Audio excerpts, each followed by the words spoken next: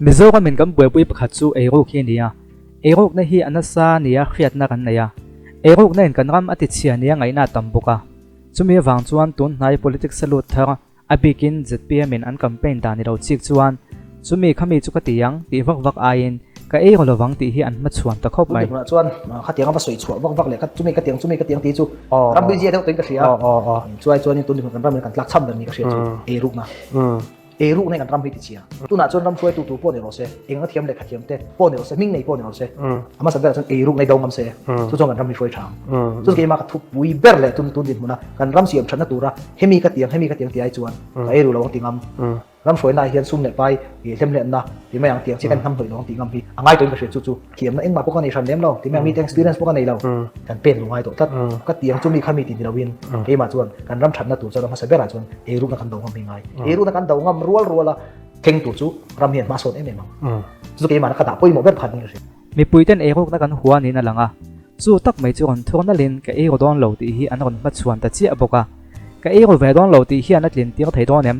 ka eiro ve don lo ti ngam hi mi puin kan i zong ani ta em in than result ta lang don chowa chu ti lai chuan chu tek tik tak mai chu an apply ni ti khian i om takin eiro lo ngot po hi ani lo ti zonga soi an om ve la tho mai eiro lo an soi chu kan pon kan eiro le ne eiro lo wang khan mi puin an du ngot lo eng ang quality nga ba khan mo soi chap chu ka te lo ti chat ta poi mo heta hian pokon tluang hian pu so ta chung chang comment na ani nangin zpm ho thu pui ai tek na ani tel bok ati lo thei lo puje je khan eng ba ge chu kan ni lowa ka quality po sang lowa experience po kan nei lowa ma sa ke e rodon lowa kan tia pokon tluang hi chuan e ruk lo ngot ani lo quality thangai ti kha a kon ngai poi mo ve thunga e ruk lo ngot ani lo ataka thok tha ani angai ati ya ani hi bial ta na tha le jung seng na sa ni ti lang renga mln ni ma ho po mi khwal nga chi bial mi pui ma ni sum he ka lo boi pui na sa alo ni vea chu wangin ataka tho kha kon da lal viau te po hi a om via ve keni po kan e galova tilai tak kha iro chi kem kan pon kan eiro le ne ka e galo ati thei chan hi chan tha tak a omang facebook lama kan en chuan zep thu om lo a in sak chung chang a in sak wangin e ro anga ngai na alian le a chu zep thei po ni dam lova ti chuan le pu si ka hian e ro khi ang ber nge ka khelo alo ti ta chia en tai la sum le pai kan du lu tu ki tu po in sum le pai kan du lu tu ki atik lo e ru ti eng chen hi nge e ru ka hello e ru kan ti hian in han soi hian in kan e ru le nem heng te chu mi poina an lo hlo vek tur an aral tur tho sarkar estimate tel vek dan anga tel vek ani a hei hi aral don thowa chu kan lo chang ve mai ni te hi an ti a chu bam chuan ka the thiam lo wa e ru ki enge ni engineer te ni mo midang supply te ni mo henga te po supply te po sarkarin schedule of rates aneya SOR aneya khatiang anga dan taka an pek vek khania an hlep to atanga mi ten an phala an lo pe vele te ni kha chuan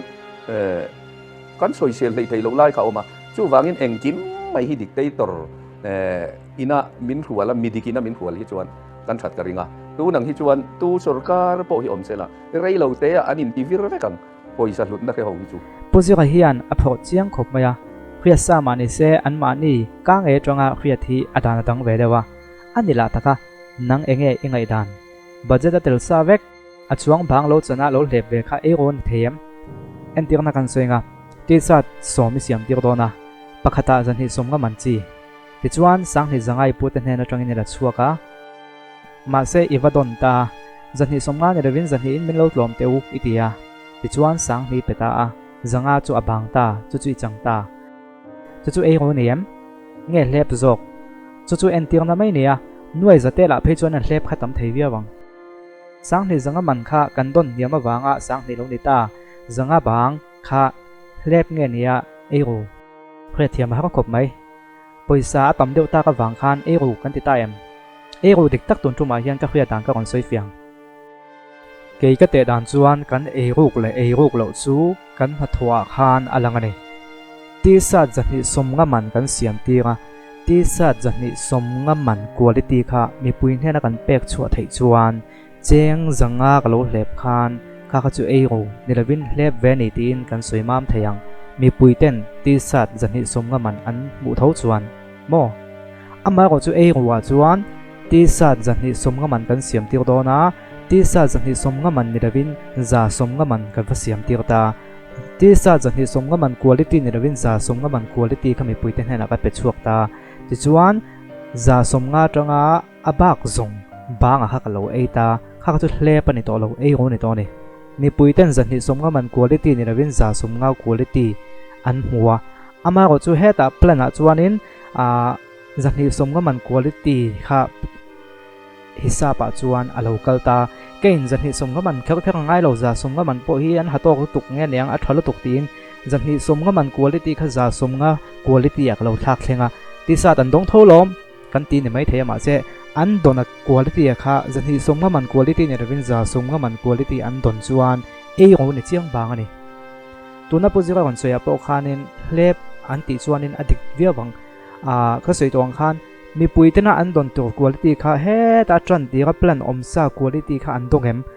an dong vek thawa ama ro chu helai vela enga moin ram siam na hanin don na telo oma kha ta kham poisa chuang bang lep alo oma khamin lo e ni chuang kha kha chu ke chu e ru ka tilem lowa lep ve ni